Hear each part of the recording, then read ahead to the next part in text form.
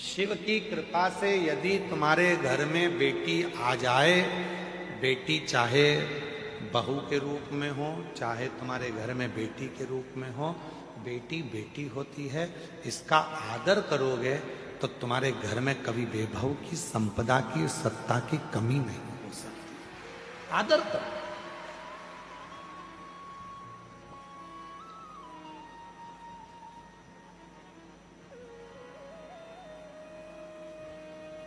पर दक्ष प्रजापति आदर नहीं कर पाए, इसलिए उनका शीश भी कटा।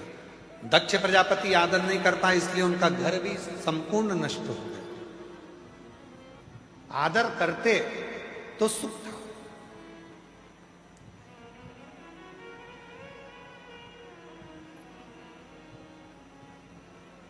बेटी, अन्न और पानी, थोड़ा ध्यान दीजिएगा।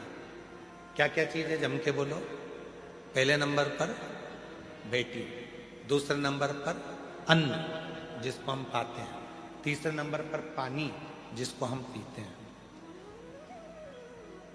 इन तीन का आदर हमेशा होना चाहिए।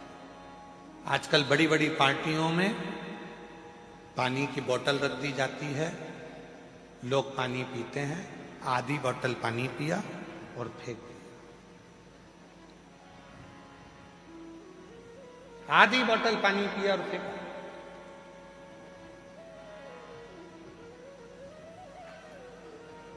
एक पानी की महत्वता महाभारत में भी वर्णन करी गई है। महाभारत के चरित्र को पढ़िए। अभिमन्यु के प्राण छूट रहे हैं और अभिमन्यु पानी की बूंद के लिए तरस रहा है। सामने कर्ण का, राजा कर्ण का रथ खड़ा हुआ और अभिमन्यु कह रहे हैं कितना भी दुश्मन हो पर पानी तो पिला दो, प्यास लग रही है। चक्रव्यूह में घेर लिया गया था अभिमन्यु को, मर रहे थे अभिमन्यु के प्राण छूट रहे थे और वो पानी के लिए तरस रहे थे, जल के लिए तरस। और मांग भी रहे तो किससे? कहा दुनिया का सबसे बड़ा दानी, दुनिया का सबसे बड़ा दानदाता यदि कोई था तो वो राजा कर्ण थे। मांग भी रहे हैं तो किससे? राजा कर्ण से। जल दे दो, जल, पानी पीना है। अभिमन्यु कह रहा है प्राण छूट रहे हैं, मुझे पानी दे दो।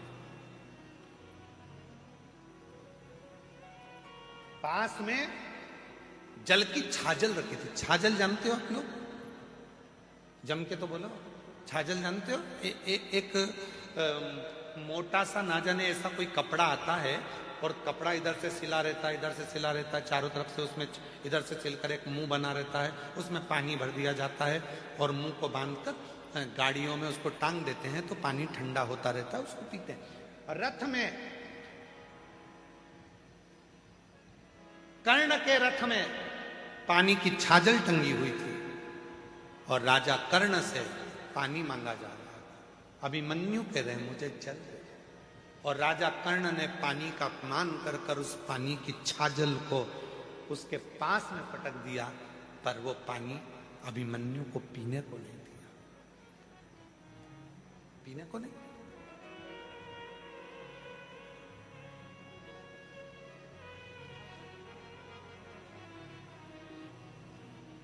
जल का अपमान किया।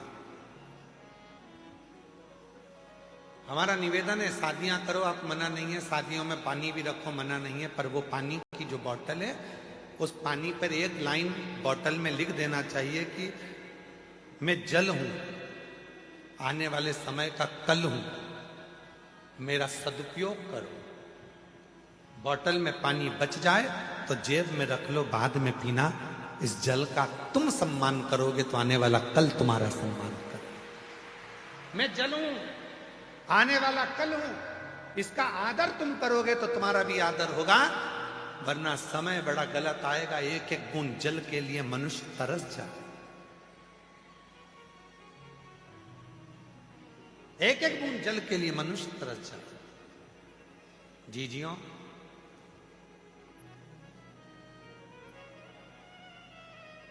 हर वर्ष रुद्राक्ष महोत्सव आता है।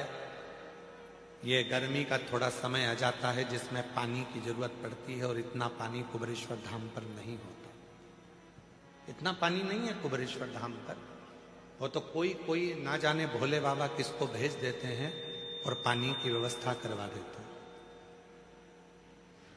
रुद्राक्ष महोत्सव चालू होने से पहले पिछले रुद्राक्ष उत्सव के पहले भी एक बहन आई थी और एक बोर कराकर चली गई थी, उससे पानी चलता रहा। पूरा रुद्राक्ष उत्सव बाबा ने झेल लिया। इस वर्ष भी इंदौर से शायद वो कथा में आई हो तो मुझे मालूम नहीं, इंदौर से एक बहन और एक मेरे जीजा आए थे। 2 दिन तक यहाँ रुके और उन्होंने देखा कि पानी की बहुत जरूरत है, तो उन्होंने कहा कि हमको बोर लगवाना है। हमने कहा सब दूर दिखवाया, पानी तो कहीं है नहीं। तो वो कहने लगी हमने अभी कंकर शंकर की पूजन करी है, हमारा कंकर हम जहाँ रख देंगे और वहीं पर हम बोर करवा देंगे। बाबा की मर्जी होगी तो दे देगा, नहीं मर्जी होगी तो नहीं।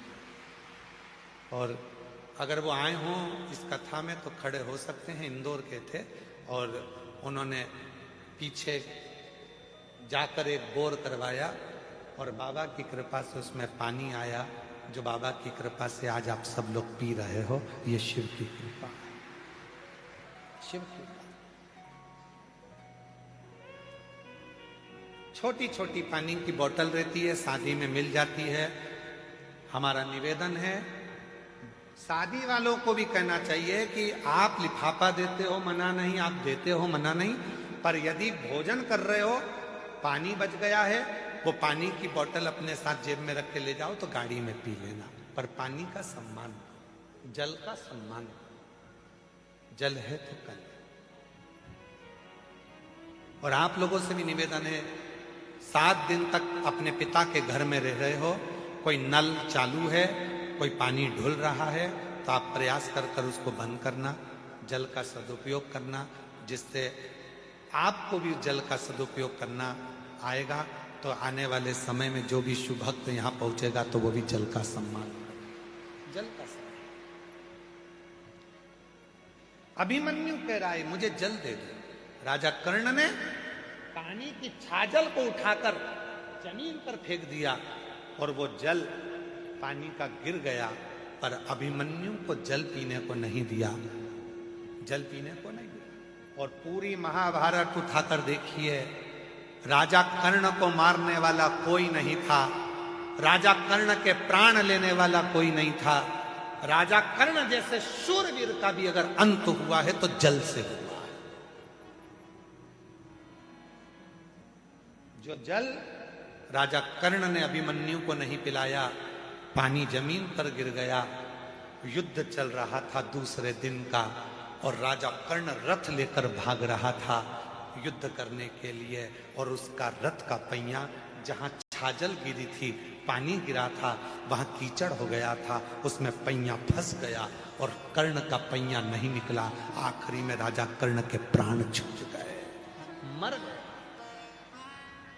वही जल, घर की बेटी, जल और अन्न, अन्न भी उस परमात्मा की कृपा से मिला है, उसका अपमान ना किया जाए। भोजन की थाली में उतना लीजिए जितनी जरूरत है, घर में भी भोजन उतना लीजिए जितनी जरूरत है, जितना पा सकते हो।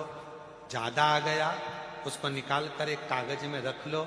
घर से जब गाड़ी पे निकलो, कोई भूखा मिले, तुम्हारी बची हुई 2 रोटी उस भूखे को देकर जाना, जो पेट भर कर खाएगा तो दुआ भी देगा तुमको, दुआ भी।